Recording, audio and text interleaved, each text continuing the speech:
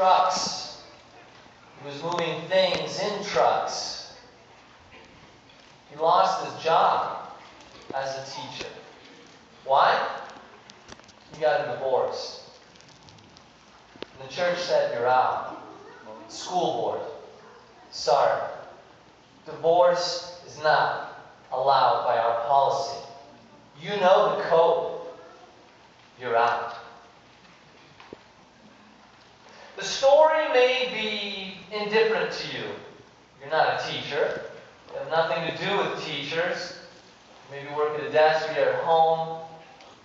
But the story is the same, that the church has hurt you. Someone has hurt you. You are suffering. Matthew chapter 5 and verse 43 begins as the following. Matthew chapter 5 and verse 43. You have heard that it was said, "You shall love your neighbor and hate your enemy." But Jesus says, I tell you, love your enemies. Bless those who curse you. Do good to those who hate you. And pray for those who spitefully use you and persecute you, that you may be the sons of your Father in heaven. For He makes the sun, this is so interesting, He makes the sun rise on the evil and the good, and sends rain on the just and the unjust. For if you love those who love you, what reward have you? Do not even the tax collectors love those? Isn't the IRS in love with you when you pay? And if you greet your brethren only, what do you do more than others? Do you not even the tax collectors do so? Therefore, you shall be perfect. Now I want you to take this word perfect. In the Greek, it actually implies maturity. You shall be mature, as your Father in heaven is also mature, if you love your enemies. You know, it's interesting. There is something that is extremely certain. And it is certain. I tell you, and you probably know more than I even do, it is certain you will suffer. I mean, it's not even a question. Will I suffer? No, it's you will.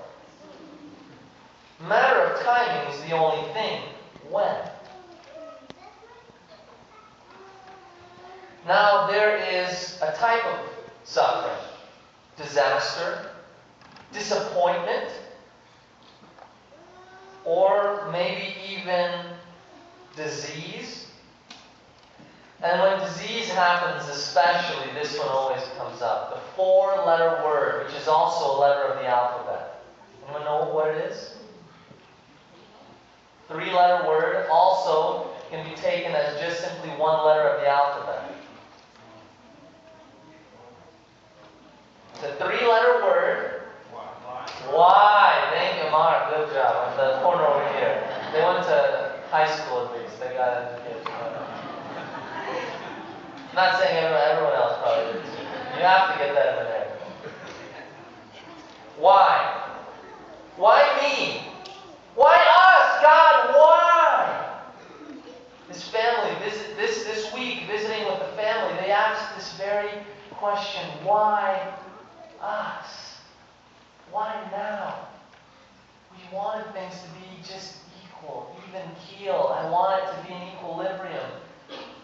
Why disease? Why disaster? Why? Why? Now it's interesting, when we look at suffering, there are two major perspectives people take on suffering. Either moralism or cynicism. You see, moralism says that God is up there zapping us when we're bad. And He is blessing us when we're good, right? Oh, you get very blessed when you're good, when you're a good boy, when you're a good girl. God loves you. Yes, yes. But when you're bad,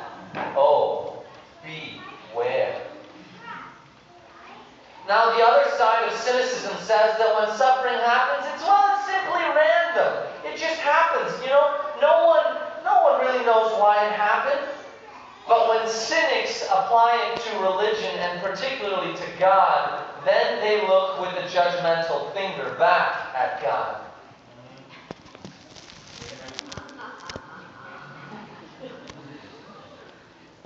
You see, there's no God. You wouldn't have allowed this to happen if there's a God. You see, you don't serve a God of love. Why would a God of love allow this?